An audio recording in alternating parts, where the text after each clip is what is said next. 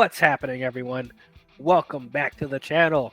I am DL here with the series review, and today we are talking about technically the first installment of James Gunn's new DCU, which I know is kind of confusing because technically they said that Superman is the official start to the DCU, but this is also in the same universe. But I digress. We're going to be talking about Creature Commandos, the new animated series on Max. I am so excited to get into this, so let's not waste any more time. And there are minor spoilers ahead. I've probably warned you that I probably will be mentioning some important details that happen in the show. So the show's been out for a minute, so if you haven't seen Creature Commandos and you don't want to know anything about it, I would suggest you go and watch it on Max and come back and listen to this. So you have been warned. So I have been really excited to see James Gunn's new DCU. Superman is one of my most anticipated films coming out this year. And I have enjoyed everything that James Gunn has done comic book wise up until this point. Of course, starting with his Guardians of the Galaxy trilogy, and then the stuff he did for DC before this, like the Suicide Squad and Peacemaker. I've really enjoyed all of those. And this has come from someone who wasn't a big fan of James Gunn before then, but I really think he found his calling as far as comic book properties, and he really showed me how good of a storyteller he was. I know people have their doubts about James Gunn. I know people don't really like his sensibilities and his style of humor. And yeah, I wouldn't say everything that James Gunn has worked 100%, but for the most part, he has made me really invested in this universe so far. So this, I know it's been kind of confusing with James Gunn explaining what is canon and what is not. So originally, before he officially was the head people of DC Studios, coming out of his Suicide Squad film, he was already in the works of creating this animated series, which is naturally a continuation of Suicide Squad, but with a different set of teammates and same actors, same characters, and stuff like that. But he didn't officially say that the Suicide Squad is actually canon to the DCU. They said there's certain events that may line up with stuff that does in the DCU, but you don't have to strictly follow that. Which, yeah, it's confusing. I'm not gonna lie. But in my head, I think that the Suicide Squad could perfectly be canon with the DCU. And also Blue Beetle as well, the Blue Beetle movie. I really like the Blue Beetle film. Like, I think that could work perfectly with the DCU. I don't think he has to tamper with stuff too much. And Peacemaker, obviously, with the exception of the Justice League cameo at the end of Season 1. Because he did officially say that Season 1 of Peacemaker was canon, except for that moment at the end. But regardless of that, so we're going to introduce this new team that's not exactly the Suicide Squad, but it's very similar to it. So instead of Task Force X, it's Task Force M for Monster. So I'll admit I'm not hugely versed in Creature Commandos from the comics. I am familiar with them, but it's not something that I followed strictly. It's very similar to how I felt with Guardians of the Galaxy. Like, I was familiar with Guardians of the Galaxy, but I didn't read them. Like, I didn't read a lot of the comics. Like, I wasn't a big fan, like the biggest fan of them, but I was familiar with them. And then Creature Commandos, like, it just looked like a monster version of Suicide Squad to me. Like, they're literally taking inspiration from the Universal Monsters and creating a team out of that, which I'd probably get a kick out of that because I love me some Universal Monsters. But even I was, I learned not to doubt James Gunn because of the stuff he gave me up until this point. But part of me was thinking, like, what are they really going to do to differentiate themselves from his Suicide Squad that came out not too long before this? It's like just another Suicide Squad. And, especially Rick Flag Sr. being the head of the squad instead of Rick Flag Jr. So, I don't know. I was still looking forward to it because, it's James Gunn, and I actually like the animation they had for this.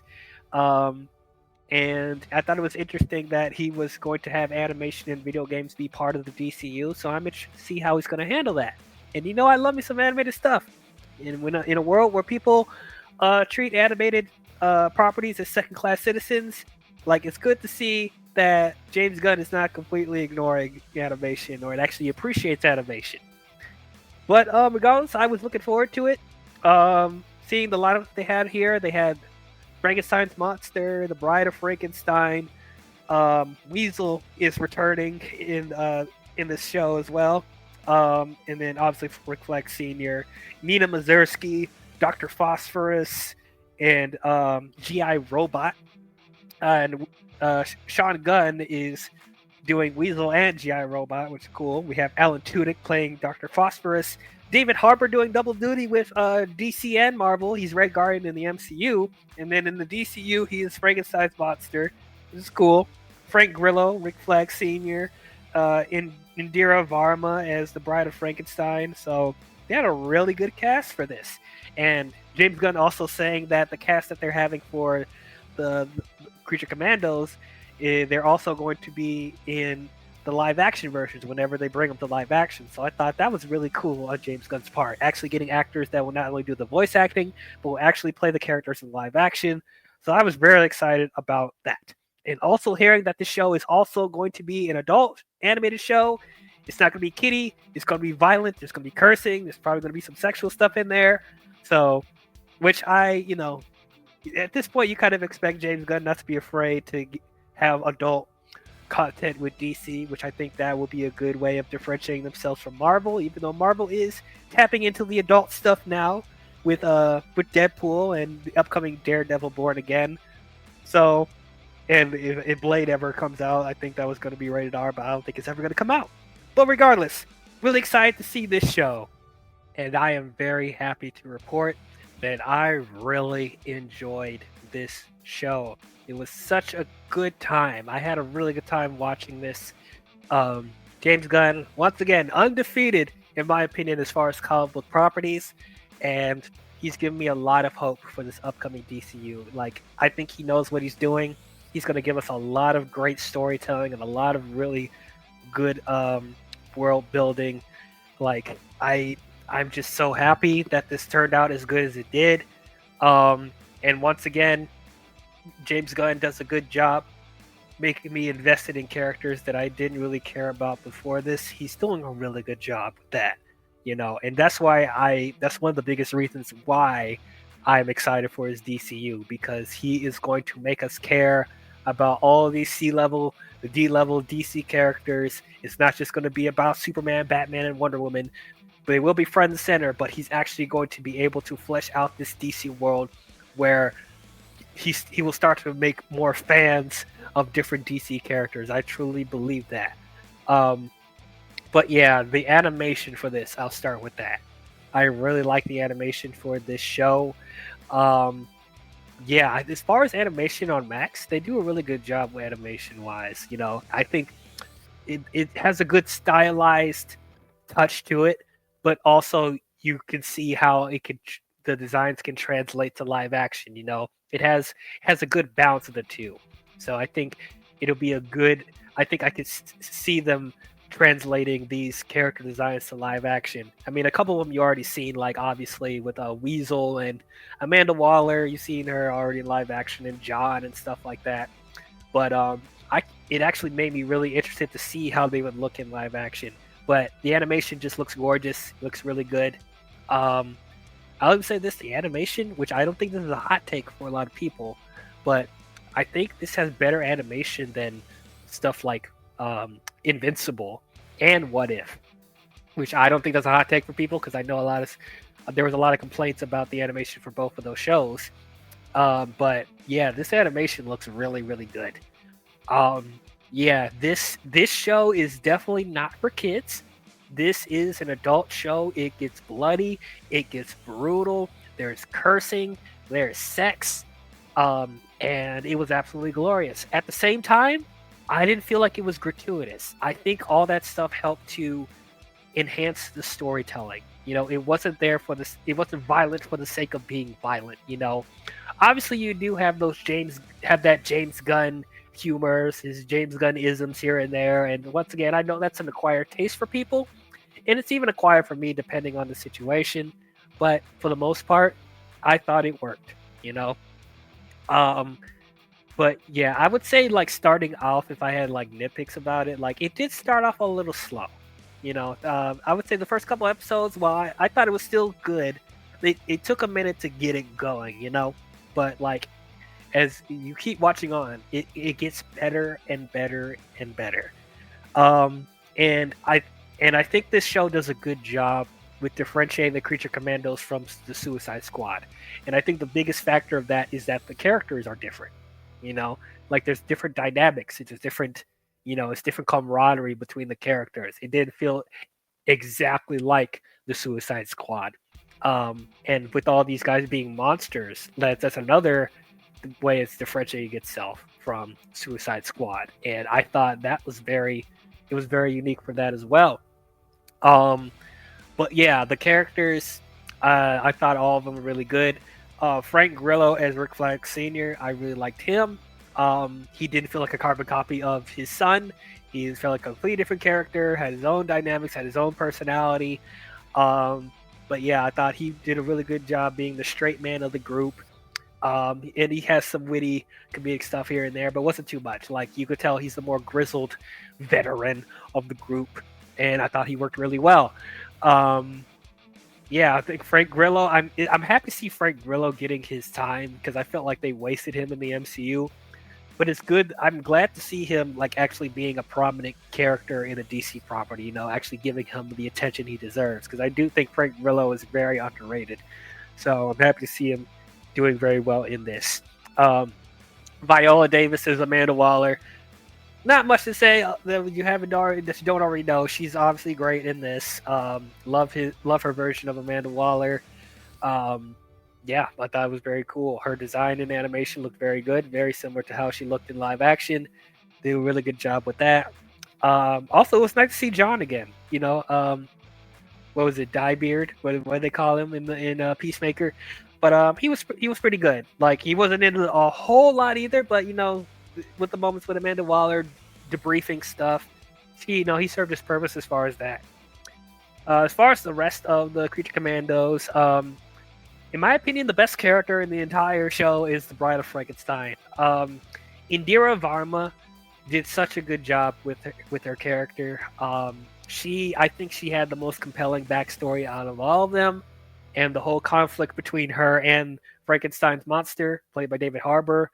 I thought that stuff was very, very good. Like she had the most dimension. She felt like other than Rick Flag, you could tell that she was holding the group together, even though she didn't want to be part of the group. But she was those people that was able to get everybody, get people in line or whatever, or jump headfirst into action when she needed to, and she didn't give a crap about anybody. So I really like that. And on top of the tragic backstory with her and Victor Frankenstein and Frankenstein's monster, all that was very, very good. I could see her becoming a breakout star in the DCU for sure. And then we have Nina Mazursky, who I think is actually the heart of the group. Like she's actually like the sweet, gentle one of all of them, and like I think she's also someone that helps to balance everyone out when everyone's so aggressive and angry. She's the one to help mellow people out. Especially, I love the dynamic that she builds with the Bride of Frankenstein. Like that stuff is very good, especially because at first she didn't even want to be friends with her, but Nina's gentleness and friendship like kind of made the bride, soften up a little bit. So I liked all of that. Dr. Phosphorus, played by Alan Tudyk, I thought was really cool. Now he's one of the Batman villains I actually forgot about. So I'm glad that they're giving some attention to other Batman villains that we don't usually see. But I thought Alan Tudyk did a great job with that. He's a psychopath, and his backstory is very tragic as well. And I liked seeing some other world building from Gotham with Rupert Thorne and stuff like that. Like, all that stuff was very good. We get some glimpses of how Gotham will potentially be in the DCU. We even get a silhouette of Batman. We don't get a full shot of him, but like establishing somewhat of Batman in the universe without it compromising the main characters. I thought, oh, that was done really well. I'm very interested to see how they utilize Batman in the DCU. But yeah, Alex Liddick's Dr. Phosphorus was great. Also, actually, the backtrack on Nina real quickly. Her backstory was very tragic as well, with her being born with a deformity and then becoming a lab experiment and turning into a fish woman. That stuff was that was insane. That made me care for her even more. And yeah, the stuff with Dr. Phosphorus as far as losing his family because of a bad deal going on with Rupert Thorne and stuff like that. I thought all that was done really, really well. Like, they do a really good job establishing the characters and how they came to be. So that was great. GI Robot, I liked. I thought it was good. I would say his shtick with like calling everybody Nazis and stuff like that, or being so trigger happy to shoot anybody that's suspicious to being a Nazi. Like, I don't know. At first, I thought like that shtick was going to get old real quick, but then seeing his backstory of how he came to be, like, it gave more context to that. I still didn't love the whole Nazi shtick. Once again, I think the most interesting thing about him is the friendship that he made with Nina. Like, Nina just has an effect on the group, doesn't she? But yeah, that whole friendship that they developed there was actually really sweet. It was very genuine. But yeah, Sean Gunn doing double duty with this, and Weasel, I thought he did really, really well. Yeah, it's unfortunate that he doesn't survive.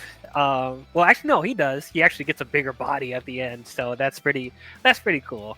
But yeah, I'm interested to see how he will be utilized going forward. And speaking of Sean Gunn, once again, talk about Weasel. So Weasel, I didn't expect a lot from Weasel. Didn't get a lot from him in the Suicide Squad. And he doesn't really talk, and he's just like a gross mutant rat thing. So I'm like, and a lot of people were talking about what was it, episode 4? I think it was episode 4, where they went into Weasel's backstory, and they said that after watching his episode, you're going to completely change your perspective on him. And I'm like, okay, I guess so. I mean, once again, I don't want to doubt James Gunn, but like, what really could you do with Weasel to make me see him in a more compelling light? And I will say, the whole backstory with him and his kid and those kids that he was hanging out with, and then the whole like thing with the kids being getting killed in that building, being set on fire, and Weasel getting framed for all that. That was, man, my heart stopped watching that episode. It was so tragic. And like, it was at that point where I'm like, I have full faith in James Gunn. If he can make me care for Weasel, like, he can make me care about any character. That I did not expect at all. They really did a good job humanizing him, not only with the flashback with the kids, but like just seeing his dynamic with the other characters as well. Like, makes him seem like he's not just like a dumb mutant rat person that kills people or eats people just because. Like, he actually has feelings and stuff like that. So all that stuff that was done really well. So, who I would say is probably the weakest of the Commandos, and once again, I don't think he's bad. I still enjoyed him, but as far as backstories, I think he has the weakest backstory, and that's Frankenstein's monster. Now, I love David Harbour. I think he did a great job voicing him. And he has some cool action scenes here and there, especially the action scene with Clayface, which I was so happy to see Clayface in this show, because I've been wanting them to get into the supernatural stuff with Batman, and I'm just so happy that they utilized him in this show in a very clever way. But yeah, his whole motivation is that he is blindly in love with the Bride of Frankenstein, and he just wants her to notice him and fall in love with him. And so throughout the centuries, he's stalking the bride or chasing after the bride and trying to get her to love him, and that's pretty much his only motivation.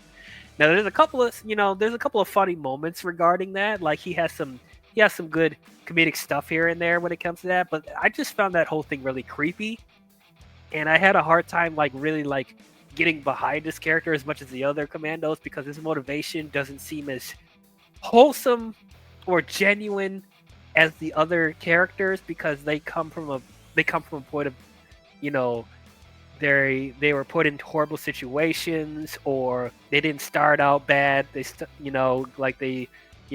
been treated wrongly in their lives, or betrayed, or getting horribly disfigured and stuff like that. But Frankenstein's monster doesn't really have that, you know, not as much as the other characters. So it's like, I don't know. I'm hoping with future seasons they'll actually give him more, dimension, give him a little bit more personality than just being blindly in love with the bride. And the bride ain't having it either. The bride doesn't care for him at all. She actually hates him because he killed Victor Frankenstein because he thought she was having an affair with him. And I'm like, okay, I don't know. I don't know. I hope they give him more better writing in the next season. But I still enjoyed watching him. David Harbour is a hard person not to enjoy watching, you know. So, and I think he fits the character really well. So we'll see what happens after that. As far as the villain, Cersei, who's a Wonder Woman villain, I thought she was handled really well. And I like that there's like a possible conspiracy, like double crossing type of thing with the princess of the show, Ilana, or I think that's her name. Thinking that, you know, Cersei is going after the princess in the show because she thinks she's going to create an apocalyptic future where all the heroes are dying in like this kind of similar to the nightmare vision in the Snyder DC films. Like she's going to be like a dictator, ruler, whatever. And then there's like this whole back and forth of wondering if Cersei's actually telling the truth or she's just projecting visions just to manipulate people. And I like that there was a little hint that even though it's not blatantly how it is, there's a possibility that could happen. And then seeing that, you know, the princess actually had her own personal motivations that aren't very good either. So I like the whole double twist or whatever they had in here. I thought that was handled really well. But Cersei as a villain, I thought she was really good. A decent introduction to Themyscira and stuff like that. The whole thing where she's like mind controlling a bunch of guys or whatever, that was a bit weird. Like I don't know, the what was it, I forgot what they called them, like the Warriors of Themyscira or something like that. I don't know, but her mind controlling these random guys or whatever, and then there was some some feminist SJW jokes in there that I personally didn't care for, but I'm at least glad that it wasn't throughout the entire show. But like that type of stuff I thought was kind of odd. But Cersei herself I thought was really good.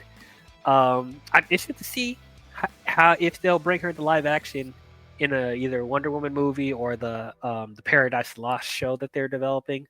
But yeah, I thought she was really good. They do once again. I have to say, as far as the world building with all the DC universe, we're seeing different cities and like different lands and stuff like that, and it doesn't feel like it's put before the characters that we're following. You know, they're just doing some world building in the background just to establish where these characters come from, but it's not like they're just setting up, oh, this is a big DC universe, look out. There are hints there, but the story is mainly on the Creature Commandos, which I really appreciated. But I did like the Easter eggs to other characters that we possibly could see in the universe. Like we saw a little bit of Batman, and we saw a little bit of Themyscira, we saw some other stuff in Gotham. But yeah, I really, really liked all of that. But yeah, man, overall, I really enjoyed the show. I think the DC universe is starting off on a really good foot. I thought the characters, for the most part, were handled really, really well. made me invested in most of them. When I didn't, either I didn't know that much about these characters or I didn't care for them before this. But yeah, it was all that was done so well. I like the animation. The animation's really good. I like that it's an adult show. It wasn't afraid to be bloody and sexual and have cursing in there, but it didn't feel gratuitous. It felt like it was serving the story. The world building in this was done really well. But yeah, I am definitely up for a season 2, and I'm definitely up for seeing all these characters in live action, and I'm interested to see how they will be utilized in live action. So yeah, I will give Creature Commandos an A minus. Really enjoyed the show. If you haven't watched it, go see it. Go watch it on Max. It's definitely worth watching. I will say this though, if you aren't the biggest James Gunn fan, I don't think this show's really going to win you over, because it's more of what he gave us with stuff like Peacemaker and the Suicide Squad. So if you enjoy those sensibilities, you'll definitely enjoy this. But if you aren't the biggest fan of those type of stuff that James Gunn does, I don't think you'll enjoy this as much. But regardless, I think it's worth seeing if you are a DC fan. But those are my thoughts on Creature Commandos. What did you guys think about it? Did you guys love it? Did you guys hate it? Did you guys think it was okay? Are you excited to see more from the Creature Commandos? Do you want to see them in live action? Are you looking forward to the DCU after this show? Comment your thoughts down below and let me know. So, we just have to wait for Superman. That is the next thing coming up in the DCU. So tune in for that when it comes out. But if you guys enjoyed this review, please don't forget to leave a thumbs up and subscribe to the channel. And don't forget to hit the bell if you want to be notified on future videos I'll be doing. But that's all I have for you DC fans, and I will catch you guys next time. Talk to you guys later. Bye-bye.